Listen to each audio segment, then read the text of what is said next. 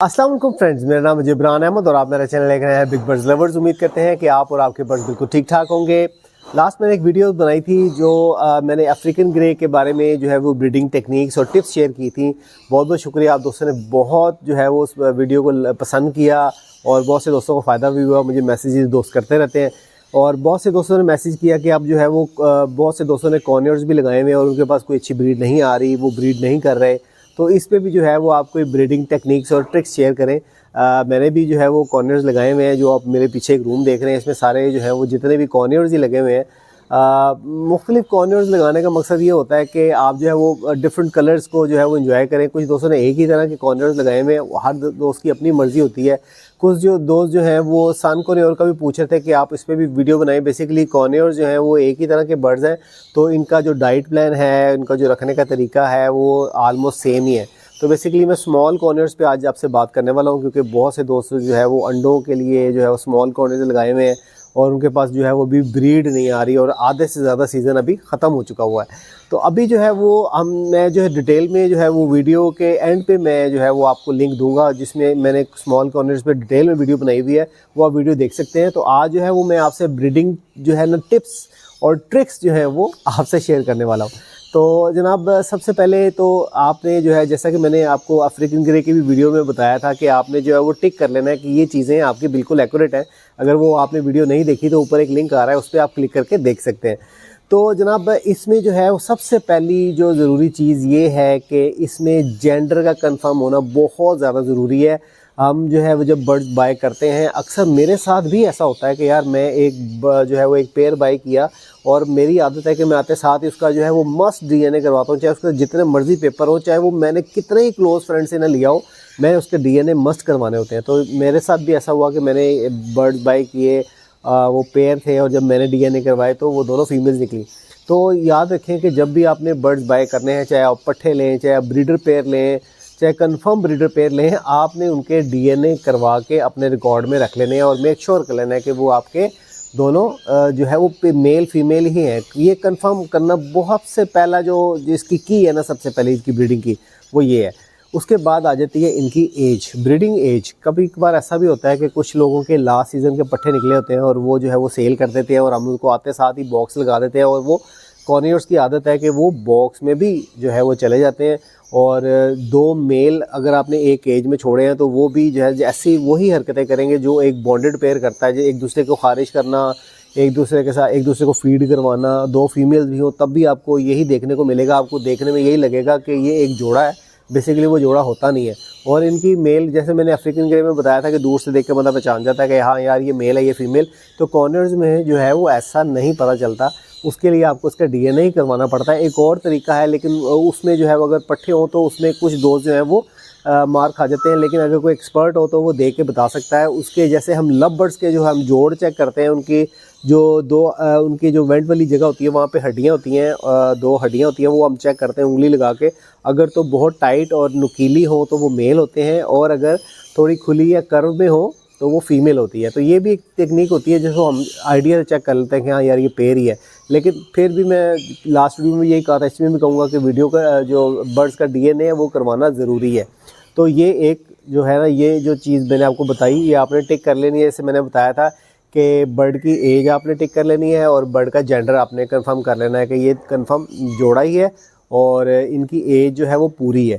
ठीक है, तो एज जो है बेसिकली जो कुछ ऐसे जो होते हैं जैसे पाइनएप्पल हो गए, ब्लू टर्कवाइज हो गए, ये जो है ना ये साल के अंदर अंदर आपको ब्रीड दे जाते हैं। लेकिन कुछ ऐसे बर्ड्स भी हैं, होते स्मॉल कॉर्नियर्स ही हैं, लेकिन ये तकरीबन 1.5 साल से 2 साल की उम्र में जाके आपको सही जो है सही ब्रीड जिसको कहते हैं वो देते हैं।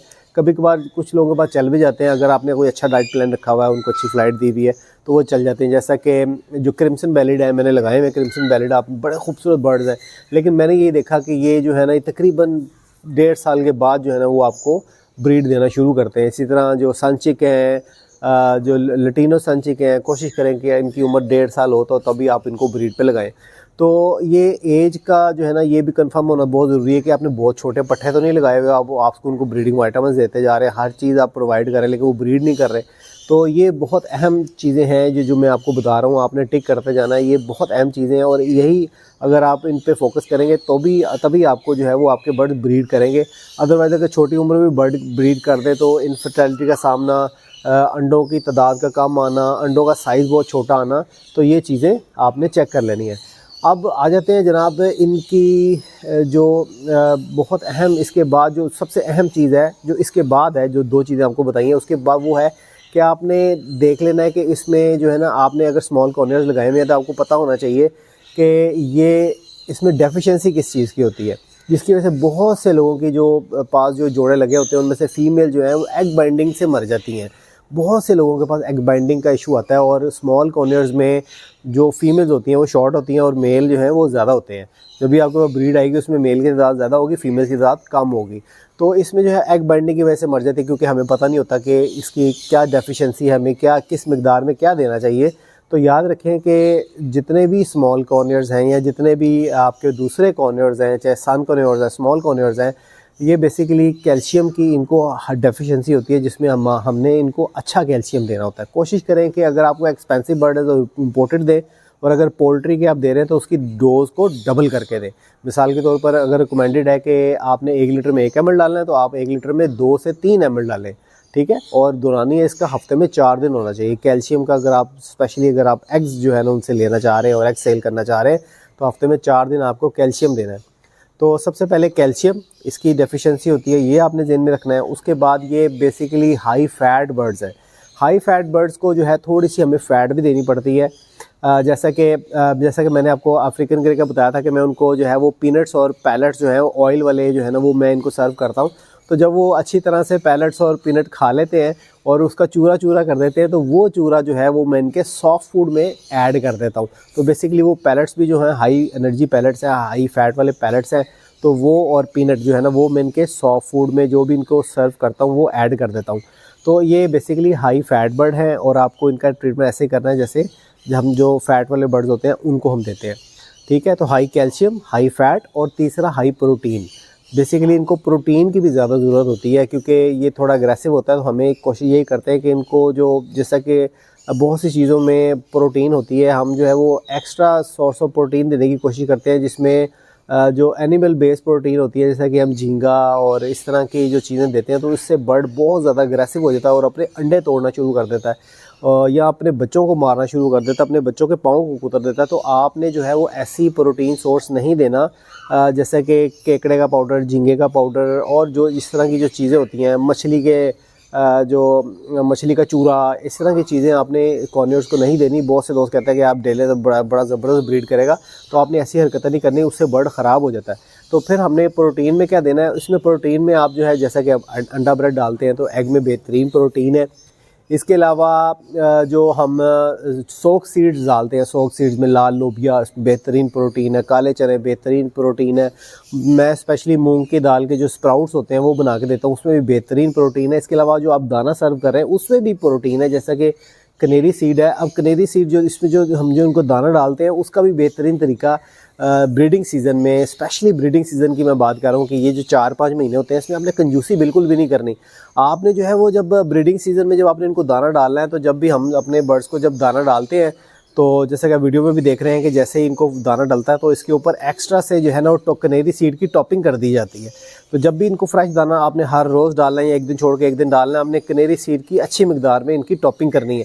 और इसके साथ साथ जो है जब आप ये प्रैक्टिस करेंगे तो ये बेहतरीन जो है ना वो ब्रीड की तरफ जाएंगे, क्योंकि ये ऑयली सीड भी होता है, कनेरी सीड में ऑयल होता है, तो इससे जो है वो बर्ड्स को जो है वो अच्छा फैट भी मिलता है और ऑयली सीड होने की वजह से जो फीमेल्स है वो एग बाइंडिंग की तरफ भी नहीं जाती। तो दाना डालने का भी मैंने आपको तरीका बता दिया कि दाना जो है आपको ऐसे डालना है। और इनकी जो बेसिकली जब हम ऑफ सीज़न में हम जो है बरसात के दिनों में इनकी बिल्कुल सॉफ्ट फूड बंद कर देते हैं, खाली दाना देते हैं, और जैसे ही हम इनकी जो सॉफ्ट फूड पे आते हैं तो बर्ड को रियलाइज़ करवाना पड़ता है कि अब ब्रीडिंग सीज़न आ गया है, अब फूड वाफिर मिकदार में है, तो अब आप ब्रीड जो है ना वो कर सकते हैं। तो इसके लिए जो है वो हम इसको कोशिश करते हैं कि दिन में 3 दफ़ा सर्विंग करें। डाइट प्लान जितना इसका अच्छा रखेंगे उतनी ही जल्दी आपको ब्रीड आएगी, उतनी ही अच्छी ब्रीड आएगी। जैसे मॉर्निंग के टाइम हम जो है वो मुख्तलिफ सॉफ्ट फूड बना के देते हैं, अंडा ब्रेड, उसमें वेजिटेबल्स मिक्स करते हैं, बहुत सी चीज़ें मिक्स करते हैं। उसके बाद दोपहर के टाइम पे जो है ना इनको कोई ना कोई फ्रूट जो सर्व करती है, जैसा कि इनके लिए बेहतरीन जो फ्रूट है वो है सेब, बहुत शौक़ से खाते हैं। और इसके अलावा जो है अमरूद बड़े शौक़ से खाते हैं। आप बेर भी डाल सकते हैं, बेहतरीन है बेर इनके लिए। और जब शाम का टाइम आता है, जब लाइटें हम लाइटें तो ऑन करते ही नहीं है, जब अंधेरा हो जाता है उसके बाद हम 8 से 10 बजे तक जब इनकी एकदम आर्टिफिशियल मॉर्निंग करते हैं, लाइट्स करते हैं, ऑन करते हैं, तो ये बड़ा ज़बरदस्त जो है वो मीटिंग स्टार्ट कर देते हैं। उस टाइम जो है वो हम मकई, जो बॉयल मकई होती है वो डेली बेसिस पे हमारे पास बॉयल होती है, और उस पे जो है हम जो है वो जो मैंने आपको 4 तेल बताए थे, अलसी का, तिल का, बादाम और अखरोट का, तो ये जो है वो थोड़ी मकदार में हम जो है वो इनकी जो हम मकई बॉयल की होती है उस पर हम जो है लगा के हम उनको सर्व करना शुरू कर देते हैं। याद रहे कि जब बच्चे निकलें तो फिर आप कोशिश करें कि ऑयल का इस्तेमाल ना करें, सादी मकई डालें, लेकिन इनकी सर्विंग दिन में 3 टाइम रखें तो ये बेहतरीन जो है वो आपको ब्रीड करेंगे। और कैल्शियम को भी मैंने बता दिया कि कैल्शियम आपको हफ्ते में 4 दिन देना है, हाई डोज में देना है। और इसके अलावा प्रोटीन का भी मैंने आपको बता दिया। तो ये जो छोटी छोटी चीज़ें हैं, ये अगर आप इस तरह से दिन में सर्विंग ज़्यादा करेंगे, इनको अच्छा कैल्शियम प्रोवाइड करेंगे, प्रोटीन प्रोवाइड करेंगे, तो ये डेफिनेटली बेहतरीन ब्रीड करेंगे। लेकिन याद रहे कि जैसे कि वीडियो के स्टार्ट में मैंने आपको कहा था कि इनकी एज का पूरा होना ज़रूरी है और इनकी जेंडर का कंफर्म होना ज़रूरी है। और इसके बारे में जो मुख्तलिफ डिटेल, जैसे कि इनका केज साइज़, इनका जो बॉक्स, ये वो सारी डिटेल मैं एक वीडियो में शेयर कर चुका हूँ। अगर वो आपने वीडियो नहीं देखी तो वीडियो के यहाँ पे जो है वो एक लिंक आ रहा है, इस पर क्लिक करके स्मॉल यूनिवर्स की डिटेल में वीडियो बनाई हुई है वो देख सकते हैं। और जो दोस्त पूछ रहे थे कि सन यूनिवर्स के बारे में पूछ रहे थे, तो ये नीचे एक लिंक आ रहा है, इस पर आप क्लिक करके जो सन यूनिवर्स पे मैंने एक बेहतरीन वीडियो बनाई थी वो भी आप देख सकते हैं। तो उम्मीद है कि आपको ये छोटी छोटी टिप्स जो मैंने बताई हैं इससे आपको बेहतरीन फ़ायदा हुआ होगा। तो मिलते हैं किसी नेक्स्ट वीडियो में नए टॉपिक के साथ। इजाज़त दीजिए, अल्लाह हाफ़िज़।